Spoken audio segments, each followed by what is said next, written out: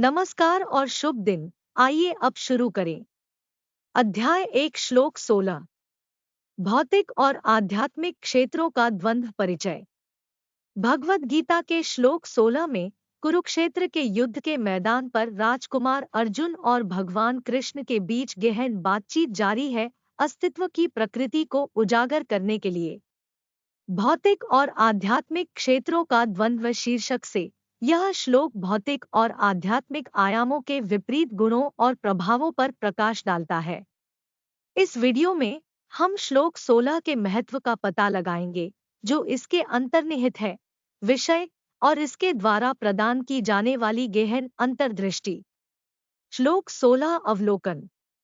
श्लोक 16 में भगवान कृष्ण भौतिक और आध्यात्मिक क्षेत्रों की विपरीत विशेषताओं को चित्रित करते हैं। उन्होंने भौतिक क्षेत्र को अस्थायी, निरंतर परिवर्तनों से भरा और आनंद के परस्पर क्रिया के अधीन बताया है, और दर्द, इसके विपरीत आध्यात्मिक क्षेत्र को शाश्वत, पारलौकिक और भौतिक उतार चढ़ाव के दायरे से परे वर्णित किया गया है। यह कविता अस्तित्व के इन दो आयामों के विपरीत गुणों और प्रभावों पर प्रकाश डालती है। मुख्य विषय: भौतिक क्षेत्र की अस्थायी प्रकृति। श्लोक 16 भौतिक क्षेत्र की अस्थायी प्रकृति पर जोर देता है। भगवान कृष्ण इस बात पर प्रकाश डालते हैं कि भौतिक अस्तित्व की विशेषता निरंतर परिवर्तन, नश्वरता और सुख और दर्द की चक्रीय प्रकृति है। यह विषय सांसारिक अनुभवों की क्षणिक प्रकृति और स्थायी खुशी और संतुष्टि पर लगाई गई सीमाओं पर चिंतन को आमंत्रित करता है। आध्यात्मिक क्षेत्र की शाश्वत प्रकृति। यह श्लोक आध्यात्मिक क्षेत्र की शाश्वत प्रकृति की पड़ताल करता है।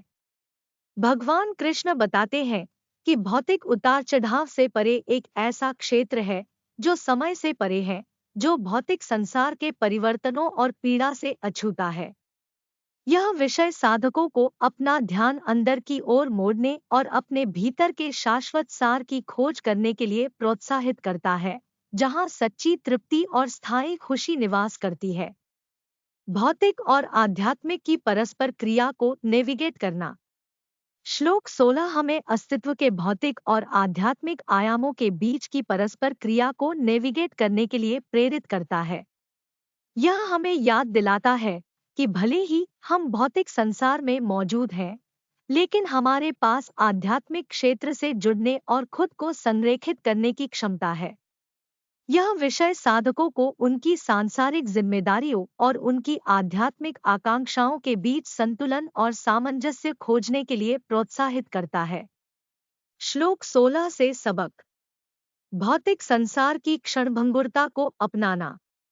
श्लोक 16 हमें भौतिक संसार की क्षणभंगुरता को अपनाने के लिए आमंत्रित करता है। भौतिक अनुभवों की अनित्य प्रकृति को पहचानकर हम वैराग्य की भावना पैदा कर सकते हैं और अस्थायी सुखों और संपत्तियों के प्रति अपने लगाव को कम कर सकते हैं। यह जागरूकता हमें भौतिक क्षेत्र के क्षणभंगुर आकर्षणों से परे संतुष्टि के गहरे स्रोतों की तलाश करने की अनुमति देती है। भीतर शाश्वत की तलाश। यह कविता हमें अपने भीतर शाश्वत की तलाश करने के लिए प्रोत्साहित करती है। अपना ध्यान अंदर की ओर मोड़कर और आध्यात्मिक आयाम से जुड़कर हम आंतरिक शांति, आनंद और तृप्ति की गहन भावना की खोज कर सकते हैं।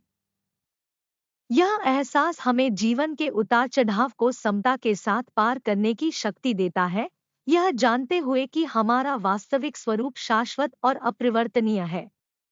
भौतिक और आध्यात्मिक पहलुओं में संतुलन। श्लोक 16 हमें जीवन के भौतिक और आध्यात्मिक पहलुओं के बीच संतुलन खोजने के लिए कहता है। अपनी सांसारिक जिम्मेदारियों में संलग्न रहते हुए हमें ध्यान, आत्मचिंतन और करुणा के कार्यों जैसी आध्यात्मिक प्रथाओं को विकसित करने की याद दिलाई जाती है। यह संतुलन हमें अपने भौतिक दायित्वों को पूरा करते हुए हमारी आध्यात्मिक प्रकृति के अनुरूप एक सार्थक और उद्देश्यपूर्ण जीवन जीने में सक्षम बनाता है। निष्कर्ष: भगवद गीता का श्लोक 16 भौतिक और आध्यात्मिक क्षेत्रों के विपरीत गुणों और प्रभावों पर प्रकाश डालता है। यह भौतिक क्षेत्र की अस्थायी प्रकृति, आध्यात्मिक क्षेत्र की शाश्वत प्रकृति और दोनों के बीच परस्पर क्रिया को नेविगेट करने के विषयों की पड़ताल करता है। यह श्लोक भौतिक संसार की क्षणभंगुरता को अपनाने, भीतर शाश्वत की तलाश करने और जीवन के भौतिक और आध्यात्मिक पहलुओं के बीच संतुलन खोजने के बारे में मूल्यवान शिक्षा प्रदान करता है।